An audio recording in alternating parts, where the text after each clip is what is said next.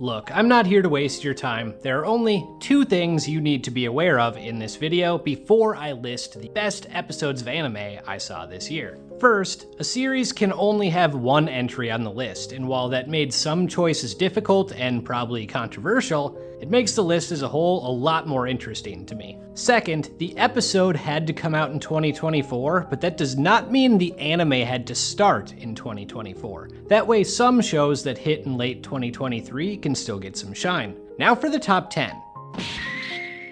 Oshi no Ko, episode 13. This elevated the entire season for me. We spent a lot of time this season on the personal issues of entertainers and pushing Aqua past his trauma. But Oshi no Ko is a supernatural show. There's a literal witch, for crying out loud. What do we do now that Aqua has progressed? We tear Ruby down. How? By diving back into her past and having her find the corpse of the doctor she loved so dearly, completely derailing what started as a wholesome venture by flipping it upside down and starting her descent towards a darker path. It's a fascinating role reversal, and the fact that she has two black star eyes, one for Ai and another for the doctor, where Aqua only had one, is an incredible little detail. Danmachi, episode 5. This was the episode where shit hit the fan. The first few episodes were all about the questions surrounding Belle's date with Seer. Actually, Seer is Freya, and guess what? Literally Seer's first appearance in the series teased exactly that, and I had no clue. I love that type of foreshadowing. Anyway, she confesses to Belle, and she could have handled it a bit better. In response to being rejected, she decides to wage war on Belle's entire familia, and then brainwash all of Arario into believing he belongs to her. If it wasn't so cruel, it'd be pretty flattering if we're being honest. She really wants the guy and knows how to commit, I'll give her that. Episode 8 was also in contention for me, but the shock of things escalating so quickly gives 5 the edge.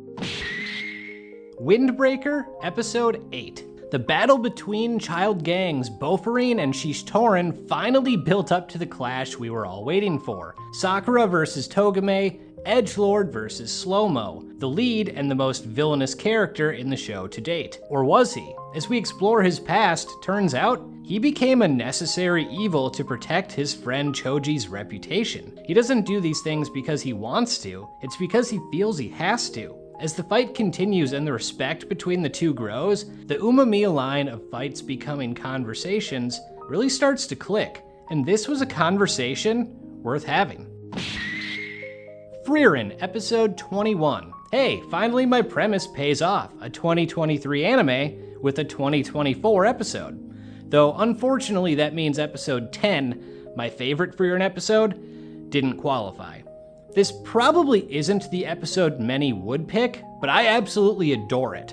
I loved Frieren versus Based Grandpa Denkin. Then Frieren breaking down the barrier while the instructor is all smug that it can't be done, only to be told, then never is today, was one of the most awe-inspiring moments of the year for me. I've rewatched it so many times, and on the surface, it's just a barrier breaking. But really, it shows how far ahead of everyone Frieren is, not only as a mage, but as a strategist, because that allows her teammates to take out Richter too, which was a nice fuck around find out moment. Plus, we saw Ubel was weary of Fern, and that was sick.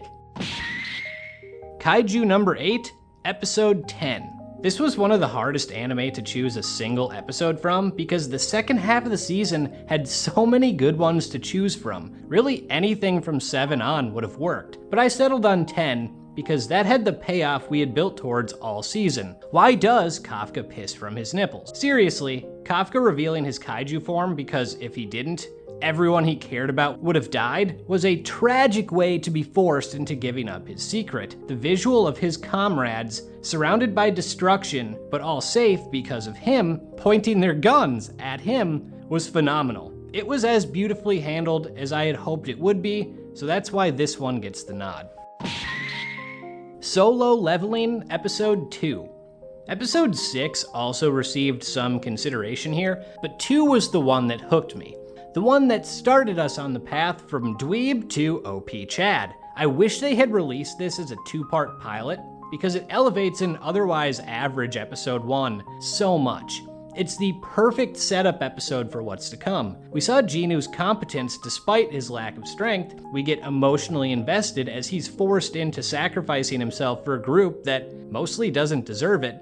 And it's dark. Literally one of the most brutal slaughters of the entire year. I said in my review way back when that it felt like Attack on Titan, and I meant it. But it's used so effectively that you can't help but root for this guy, who goes out both nobly and spitefully. When you saw the screen pop up at the end, I could not have been more hyped to see what was going to come next.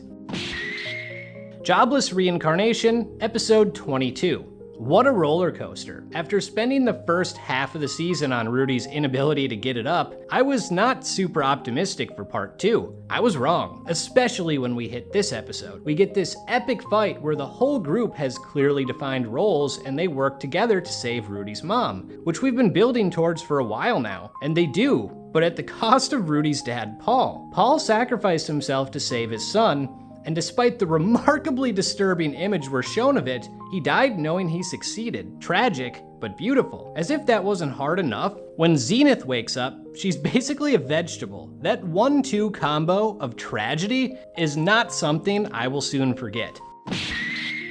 My Hero Academia, Episode 11. I know.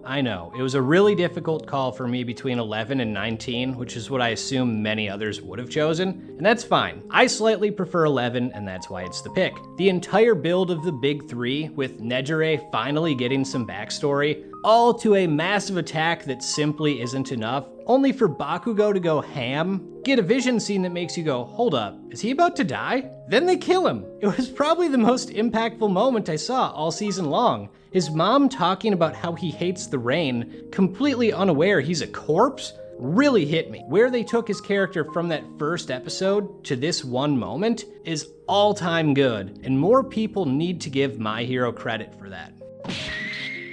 Dan to Dan, Episode 7. Who knew the most beautiful episode of the year would come from the anime about trying to reclaim a kid's balls? The story of Acro Silky's human life was one of the most tragic things I've ever seen in any medium. The visual storytelling was on a completely different level than most everything else that came out this year. Silky's moments with her daughter were so powerful, and the despair of losing her was a real gut punch. Ira filling the void of her lost child was simultaneously heartbreaking and heartwarming. Ira, someone we've seen to be vain and self-centered, going out of her way to ease Silky's regrets was pure cinema, and I was not ready for it. Here are a few honorable mentions. Mayanaka Punch Episode 4 was one of the most tragic and beautiful I saw this year. Konosuba Episode 9 was probably the funniest. Classroom of the Elite 13 gave me my intellectual fix, and ReZero had a handful of episodes that were all worthy contenders. Demon Slayer, Episode 8. You're kidding yourself if you didn't think this was going to be number 1. This isn't just best of 2024 type stuff, this is best of all time type stuff. From the debut with Muzan's Undertaker slow walk entrance to 20 minutes of monologues that were legitimately riveting and turned me into a massive Ubuyashiki fan, the most cinematic explosion in anime history, only to be swerved into finding out that it wasn't Muzan who was behind it, to Tamiyo returning and even getting some more depth, to Guillaume beheading Muzan and having a Tengen-esque battle sequence was pure goddamn cinema. And then we see all the Hashira swoop in, only for Muzan to turn the tables and directly send every Demon Slayer into the Infinity Castle, which is the perfect response to Ubuyashiki's critique of him, and also without a doubt, the coolest cliffhanger I've seen in a long time. There are at least 10 individual moments in this episode that I will be rewatching forever. This is the only way this list could end. With that, I'm out.